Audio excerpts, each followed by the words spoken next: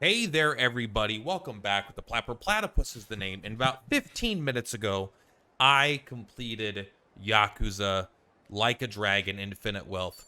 My final save time is, no spoilers, 61 hours, 23 minutes, and 34 seconds. That is just for the main story right there. I mean, there's like a shit ton of tasks to do.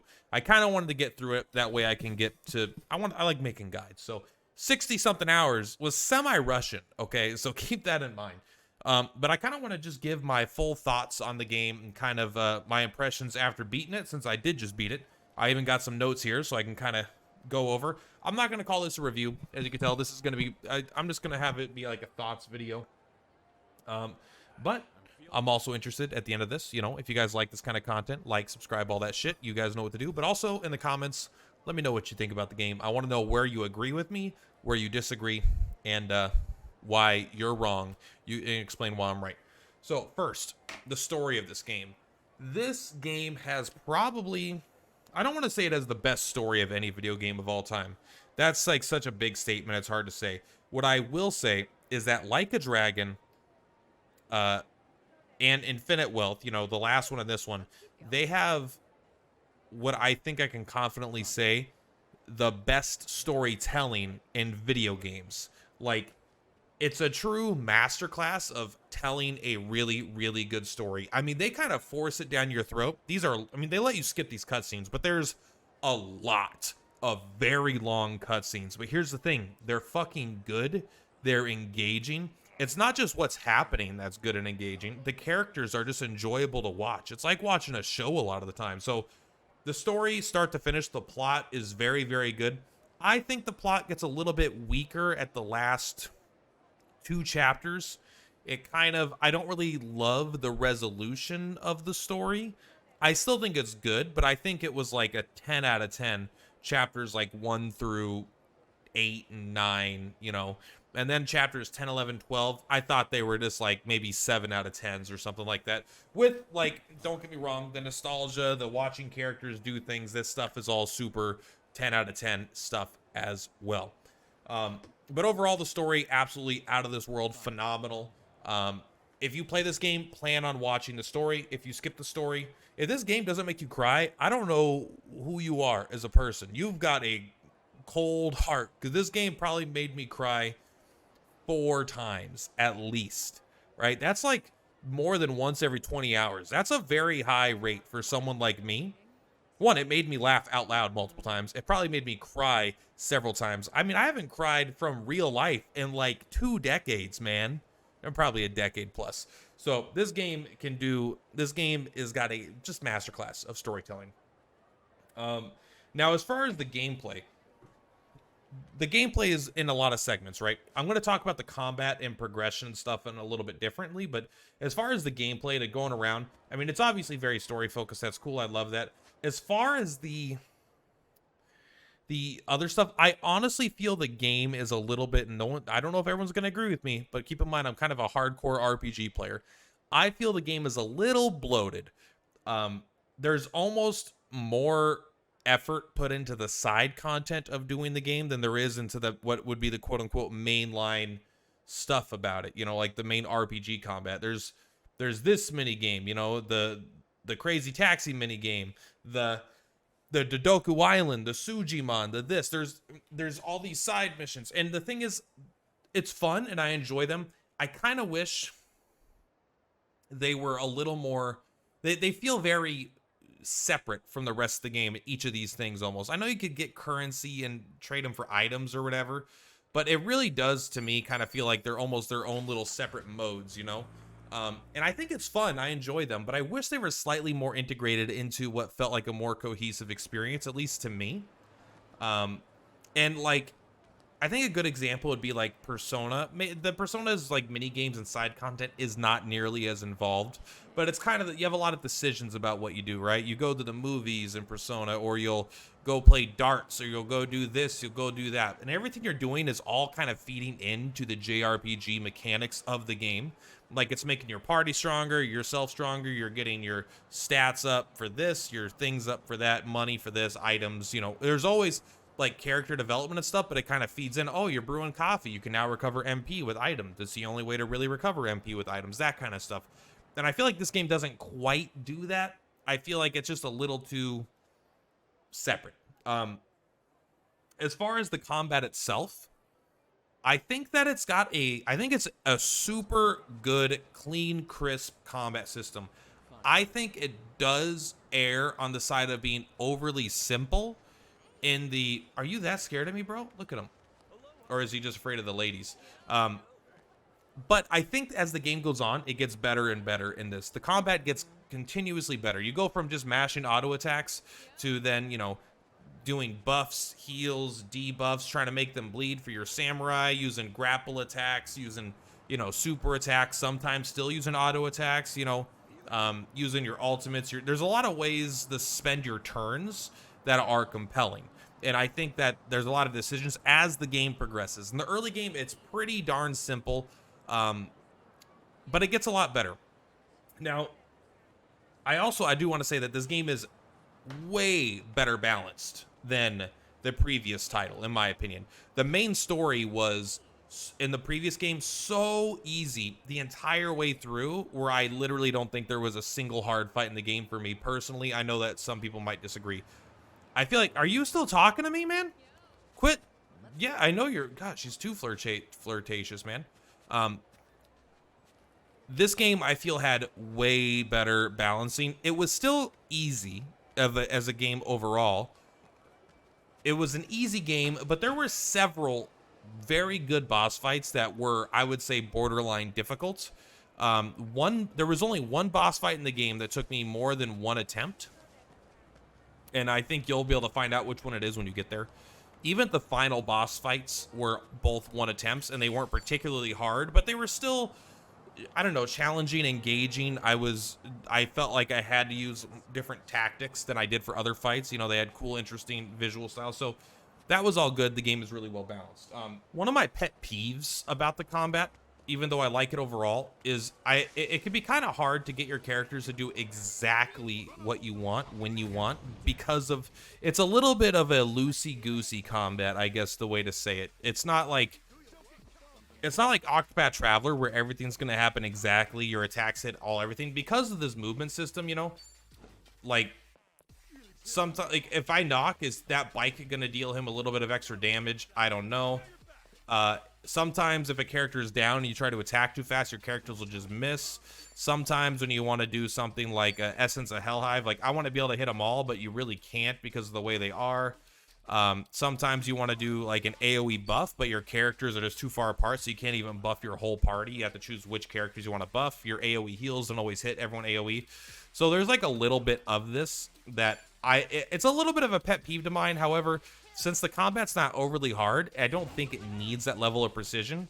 And this kind of lends itself better to just a more wacky tobacco kind of vibe here, I think. I wonder if Kiryu can summon as well in post game, now that they're in the same party. I didn't even think about trying it, honestly. Sorry, no spoilers. We're just gonna kill them really quick. So that's something that it kind of bugs me a little bit, but it also adds a little bit of fun and to the normal combat encounters, where you can just mash attack and your attacks will kind of do a bunch of different kind of cool things. So moving on to jobs, I think that this is both. It's very weird. I think this is a strength and a very weak part of the game. The jobs are all very cool looking, very awesome visuals, cool attacks, funny attacks, silly attacks, wacky attacks, useful attacks, powerful attacks. I find the issue is that these kind of all bleed together a little bit too much. I think they're all too samey. And that's not to say that they're the same. Of course they're not. But I mean, a lot of the things come down to this attack will do fire damage. It could burn them. All right, the chef has fire attack that could burn them. All right, well, let's go over to the, I don't know, Desperado, or not Desperado, sorry, like the Pyro Dancer. Well, like this one will have an attack that's like fire damage. It could burn them, right? Sujimon, and it's like, there's like, it feels like there's 10 abilities sometimes, and that every class has a combination of 10 abilities. And because you could take any of the abilities you want and carry them over to a different class, it's kind of feels like it doesn't matter which class you pick because you can kind of bring all the abilities you want. You could bring like literally one ability from each class, each class's best ability over to a character, you know, to whatever one class you decide to go with. And I think that's a little, I mean, it's fine. There's not really a reason to change classes throughout the main story. If you just start the game and your guy, you know, Ichiban switches to hero at some point and you just stay hero until you beat the game, yeah, absolutely. Just beat the game, not using any of this. And you're going to be just fine. In fact, you'll probably be awesome. In fact, I mean, I used the Sujimon because I thought it was cool, but I mean, I only did Sujimon and hero for my whole playthrough, right? It's hard, you know, like, you could level up other stuff, but you're not getting that much out of it. Like, yes, you'll get access to a couple more attacks. You'll get a couple stat buffs, of course, of course. HP, MP, HP, MP, HP, MP. They're not giving you lots of damage, right? Not until you get to the really, really late stages. So it's HP, MP, HP, MP. But I think what would fix this is if classes had passives. If classes had, like, passives that you could unlock, like maybe they each had 1 or 2 passives. Like, all right, you get this shout and then you get 20, or, you know, you get one at 10 and 20. You get a passive ability like the host. I don't know. The host is guaranteed to go first in combat, or the host can apply cold to the same character up to 3 times. I don't know. You know, just examples of stuff. And then when you go to make your class, you have the 2 passives of your class, and maybe you could bring 1 or 2 passives over. So you could really start building this. So now you get some abilities. Now you get passives, and you want to level these up for, you know, other passives and other trees. I think that would add a lot to the job building aspect. Where as of right now, it just kind of feels like whatever, you know, like, I mean, they're good and they're good to switch, and they're not good to switch necessarily, but they're good to level them all up, of course, to max. But I wish there was more incentive besides getting some abilities, because, like, I don't need most of these because I already have things that do almost the same thing, if not, maybe not literally exactly the same thing, but pretty close.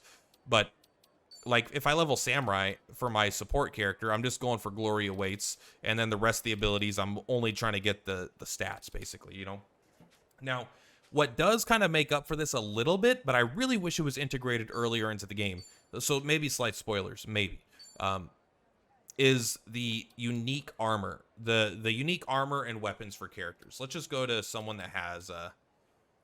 Namba is a great example, right? So as you get the late game weapons and armor add a ton to the job identity and character identity.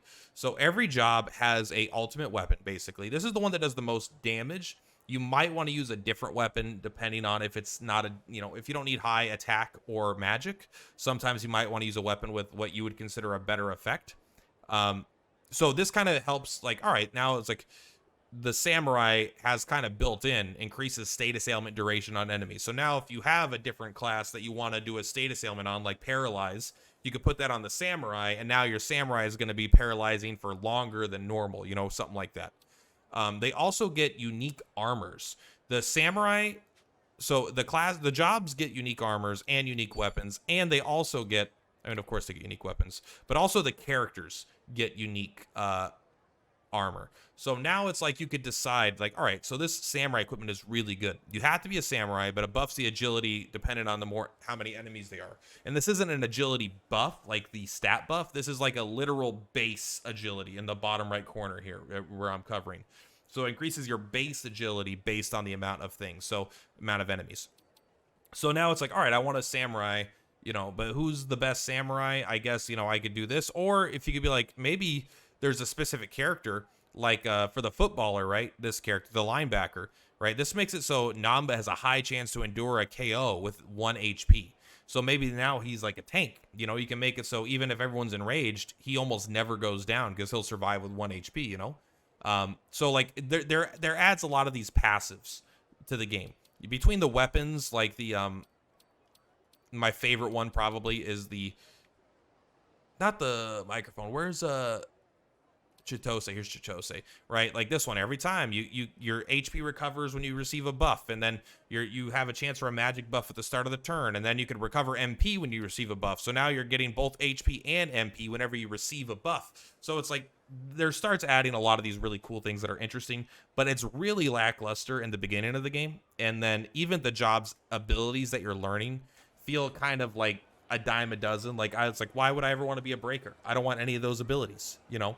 But if there was a cool passive in there where it made a, you know, maybe it made it so whenever, you know, that buffs are twice as strong, you know, it's like instead of like one stage, you always get 2 stages of buffs whenever you get a buff applied, you know, something that the breaker would do. I think that would add a lot. So another issue I have, it's not necessarily an issue, but the post game, I don't believe there's like an EX tower. I haven't seen it yet. It didn't come up. There is like the EX dungeons. You know, you can go to the Hawaiian Haunt, and you could do like these super dungeons or whatever that are just like harder versions of the normal ones you've been doing. And that's like fine. But most of the post game in this game is just finishing the stuff that you haven't done yet, you know, getting everyone's relationship max, doing all the side stories, doing all the mini games. It's more just like kind of going around and deciding what you want to do. There's not really a post-game story. Now, I know that there is paid DLC that adds New Game Plus with Legendary mode. That means you could replay through the game on a higher difficulty, and that really will push the RPG mechanics, I think, to its limit, you know, and really test your building, your team building skills and stuff. But that's all paid DLC. That's kind of like super lame. And then there's even a third dungeon, but that's also paid DLC. So I'm just not sure how I feel about that in general. I'm not in love with the way they've developed the post game here. I kind of wanted to see here, what level is this? Level 50 is what it recommends. And you get a rainbow hat. Like, this isn't even that good, if I'm being honest. But maybe there's more EXs, you know, maybe they scale up all the way to the higher level, you know, because I mean, there's 1, 2, 3, maybe they goes 4, 5, 6, maybe there's EX 2 and 3 as well, you know. I'm not sure. That stuff I'll figure out. I just beat the game and wanted to kind of give a thoughts on it. But overall, what I feel about the game, it's like it has its flaws, just like the first one. I think it's pretty much a strict improvement over the first one, with the exception of the actual plot of the game. I think is a little bit weaker than the, you know, Yakuza 7. But that's okay. I mean, it was like a fucking 10 out of 10 origin story, awesome plot. This game is very, very, very, very good as well. The storytelling is like amazing. I would gladly spend $70 on this game. I'll be buying the sequel day one whenever they come out with another one. Absolutely, I am all in. I hope they continue to improve the RPG mechanics a little bit. They're not perfect. This is a better one than the previous game. I think they need to not be so afraid, because I know this used to be an action RPG. And I want them to keep that identity, like they kind of have it. You move around, you knock things, characters follow up. There's a lot of hallmarks of this game series that I wanted to keep, but I don't want them to be afraid to add a bit more difficulty and a bit more depth to the job system. I want to, you know, give me difficulty options not behind paid DLC after beating the game. Give it to me on level 1, you know, when I start the game, and then hopefully let me create very interesting job combinations and teams. It can be kind of hard, because that can be kind of restrictive, because the game does require you to use certain party members at certain times. And if this game was like, oh, you always need access to your full party at all times because we don't know what characters you've leveled up or this or that, like, they're obviously going out of their way to make sure that they don't get you stuck in the game, right? But I wouldn't mind a little kick up in the difficulty, a little bit more refinement of the job system. I think the RPG mechanics are there. I wish that there was slightly more. I wish buffs. Like, look, here's the thing. AoE attacks, I'm kind of totally okay with. Like, I don't really mind. Not all the enemies are clumped up together so you don't hit them all. But with your allies, when you're trying to do buffs to your allies or heal your allies, the fact that they won't, like, gather up to get that buff, and you could just be like, fuck, like, all right, I have 2 characters at low HP. I could heal one of them because this giant AoE is only going to heal one of them. I think that could be a little annoying, and I would like that to be addressed. But really, honestly, I fucking love this game. I think I talked more about negatives than positives. I think the positives really come down to the immaculate characters and amazing storytelling, and then everything else is just very good. Like, it's hard to say. I'm not going to say the RPG mechanics are as good as Dragon Quest XI, or that they're as good as Persona or even Octopath Traveler. The job system is not as good as Octopath Traveler's job system, right? It's just not. But it does everything incredibly well, even if it's not the best in most of those categories. But here's the thing. I put more hours into this game than almost any other RPG in the amount of time that I've been playing it, because first and foremost, what they care about in this game is telling a amazing and compelling story, which they do hands down. Probably the best. Probably some of the best I've seen, right? Like, not many RPGs, not many games can claim to be as cinematic as this game. Last of Us, not nearly as cinematic as this game, somehow, you know. Anyway, I'm just gonna start repeating myself at this point. But yeah, let me know what you thought about the game, how you feel about it, and I'm gonna get working on making more YouTube videos, because I've got, what is that up there? Because I've actually got post game stuff to do now. So anyway. Much love. Purplatypus is Purplatypus. See you on the flip flops. Bye.